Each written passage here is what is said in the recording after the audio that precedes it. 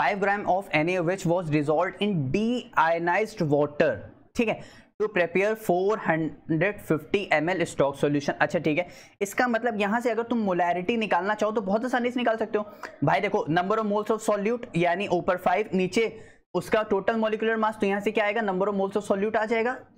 समझ आ रहा है? Number of moles of solute कैसे निकालोगे, मास अपॉन मॉलिक्यूलर मास से। तो मास दे रखा है NaOH का मॉलिक्यूलर मास होता है 40, तो 5/40, ठीक है, इनटू में कितना हो जाएगा 450, ऊपर आ जाएगा हमारे पास 1000। क्यों 1000 क्यों आएगा, क्योंकि भाई यहाँ पे ml में दे रखा है, उसको लीटर में चेंज करने के लिए हम लोग क्या करेंगे, उससे मल्टीप्लाई कर देंगे। तो यहाँ पे ध्यान दो, अब मैंने एक एक वैल्यू को पूरा एकदम सजा के लिए आप लोग के लिए मैंने गिवन करके लिख दिया, ताकि जो बच्चा सिर्फ शायद देख ही रहा हो वीडियो बड़ा बड़ा के तो वो खाली आंसर भी नोट कर सके।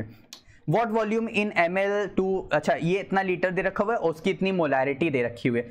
अच्छा एक बात बताओ, मोलैरिटी दे रखी हुई, लीटर दे रखा हुआ, इसका मतलब वॉल्यूम पूछ रहा है, इसका मतलब यहां से कुछ डाइल्यूशन लॉ तुमको याद आ रहा है, m1 v1 is equal to m2 v2, कुछ याद आ रहा है? m1 तो हम यहां से निकाल लेंगे, v1 हमको दिया हुआ है, m2 दिया हुआ है, v1 और वो दिया हुआ है, यानी सॉरी v1 हम लोग निकाल लेंगे। कैसे निकालेंगे, और यहाँ पे ध्यान देते हैं, देखो volume of stock solution, required concentration जो ऊपर दिया हुआ था 0.1, उसी का रिक्वायर्ड वॉल्यूम हमारे पास 500 ml, तो यहाँ से मॉलिक्यूलर मास, मोलर मास 40 दिया हुआ है। अब यहाँ से मोलैरिटी तुम लोग बहुत इजी कैलकुलेट कर लोगे। देखो मोलैरिटी यहाँ से हम लोग कैलकुलेट किया इतना। अब डाइल्यूशन फॉर्मूला जैसे ही हम लोग ने लगाया, तो डाइल्यूशन फॉर्मूला यहाँ से इसका दिया हुआ है, V1 हम लोग को नहीं पता है, 0.1 उतना दिया हुआ, 500 दिया हुआ है, तो यहाँ से हमारे पास V1 कितना आ गया, इतना आ गया। वही मैंने कहा ना, अब यहाँ पे आप इसको 180 भी लिख सकते हो, कोई फर्क नहीं पड़ता है, अप्रॉक्स हम लोग 180 भी ml हम लोग यहाँ से लिख सकते हैं।